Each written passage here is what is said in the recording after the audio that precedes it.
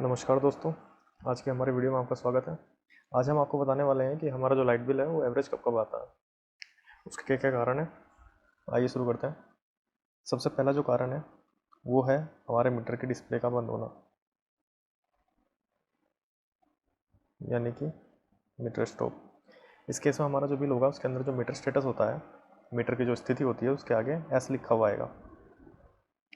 हमारे मीटर की जो डिस्प्ले होती है वो इसमें काम करना बंद कर देती है, और जो हमारा जो मीटर का जो बटन होता है अगर आप उसको भी प्रेस करोगे तो भी हमारे मीटर के डिस्प्ले पे कुछ भी शो नहीं होगा।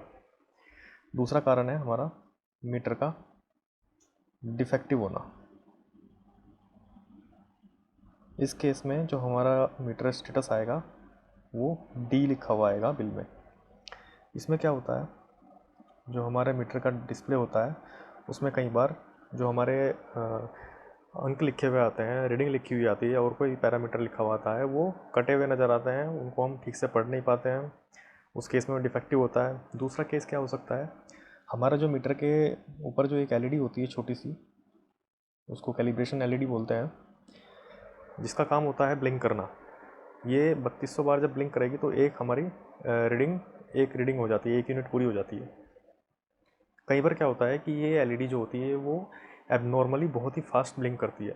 इसका हम समझ लेते हैं कि जब ये नॉर्मली स्लो ब्लिंक करती है इसका मतलब हमारा लोड कम है, और तेज़ तेज़ ब्लिंक करेगी यानी जल्दी 3200 यूनिट पूरी हो जाएगी यानी हमारा लोड ज़्यादा चल रहा है। तो आप इस पर एक चीज़ ध्यान रखिए, जब भी ये एबनॉर्मली ब्लिंक करे, बहुत तेज़ ब्लिंक करे, तब आप इसको एक बार चेक ज़रूर करें। चेक कैसे कर सकते हैं, जैसे नीचे हम दिखा रखे हैं टर्मिनल है, ये हमारे वायर बाहर से आ रहे हैं खंबे से, और ये जो दूसरे वायर है ये हमारे घर पर जा रहे हैं। सभी अपने घर पर मीटर के बाद एक फ्यूज सिस्टम लगाते हैं, उसके बाद हमारा जो है वायर लोड पे आगे हमारे घर में चला जाता है। इसमें क्या करना है आपको, जो हमारा फ्यूज सिस्टम है वहाँ से लोड को हटा देना है और मीटर को बिल्कुल जीरो लोड पर रखना है। अगर उसके बाद भी आपकी एलईडी ब्लिंक कर रही है कैलिब्रेशन आईडी, तो मीटर 100% इफेक्टिव है।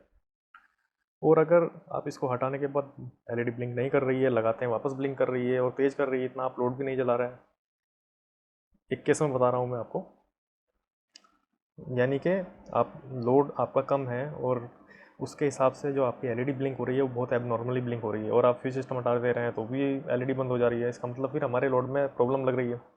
उस केस में क्या होगा कि आपकी कहीं ना कहीं अर्थिंग हो रही होगी सिस्टम में, यानी कि सारा करंट जो है वो पास हो रहा होगा और वेस्ट हो रहा होगा। इस केस में आपको ही उसका बिल भरना पड़ेगा, क्योंकि मीटर सही है और जो करंट वेस्ट हो रहा है वो आपके साइड से हो रहा है, आपके अनदेखी या जो भी आप मान सकते हैं उसकी वजह से हो रहा है। तो इन चीज़ों को आप बिल्कुल ध्यान रखें। कभी भी एलईडी नॉर्मली एबनॉर्मली अगर ब्लिंक हो रही है तो उसको बहुत उसका ध्यान रखें। तीसरे नंबर पे आ जाते हैं। तीसरे नंबर पे होता है मीटर का जल जाना, मीटर बर्न। इस केस में हमारा जो मीटर के स्टेटस लिखा हुआ आएगा वो भी लिखा हुआ आएगा बिल में। इसमें क्या होता है, हमारा जो मीटर होता है वो पूरा कभी नहीं जलता, बहुत ही रेयर केसेस होते हैं जो हमारा मीटर पूरा जल जाता है। जलना नहीं चाहिए, कहीं पर कहीं पूरी तरह से आग लग जाए तो बात अलग है। आमतौर पे क्या होता है, ये जो टर्मिनल है जहाँ पे वायर जुड़े होते हैं ये जलते हैं, ये डैमेज हो जाते हैं। ये क्यों डैमेज हो जाते हैं, शॉर्ट सर्किट की वजह से, ओवरलोडिंग की वजह से, ऐसे केसेस जो कंज्यूमर के एंड पर होते हैं। इसलिए इस केस में मीटर बदलते समय उपभोक्ता से मीटर की कॉस्ट जमा कराई जाती है, आपको रसीद कटानी होती है। ऊपर के जो दो केसेस हैं उसमें आपका मीटर फ्री चेंज होता है, लेकिन बर्न होने के केस में, जलने के केस में आपको एक मीटर की कॉस्ट की रसीद कटानी पड़ती है। इसके अलावा नेक्स्ट केस जो है वो है हमारा लॉक्ड। इसमें जो हमारा मीटर का स्टेटस लिखा हुआ आएगा वो आएगा एल। इसमें क्या होता है, कई बार होता है कि जो हमारा बिजली का जो मीटर होता है वो घर के अंदर होता है और बाहर उसके गेट होता है। कई बार जो गेट होता है उस पर ताला भी लगा हुआ होता है या बंद होता है, जिस कारण से हमारा जो मीटर रीडर है वो रीडिंग नहीं ले पाता है। अगर ऐसा केस है तो मीटर रीडर उसमें लॉक्ड लिख कर भेजता है और जो हमारी बिलिंग होती है वो एवरेज बिलिंग होती है एल स्टेटस पर। इसके अलावा फिफ्थ नंबर पर आ जाइए, फिर आएगा रीडिंग नॉट टेकन, और इसका जो स्टेटस हमारे बिल पर आएगा वो आएगा एन।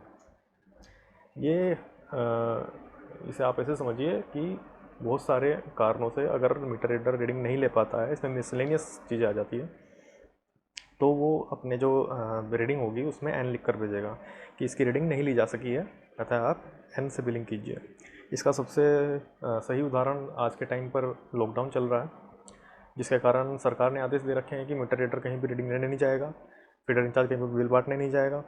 तो इस केस में जो रीडिंग है, जो बिलिंग है, वो एन से की जा रही है, रीडिंग नोट टेकन से।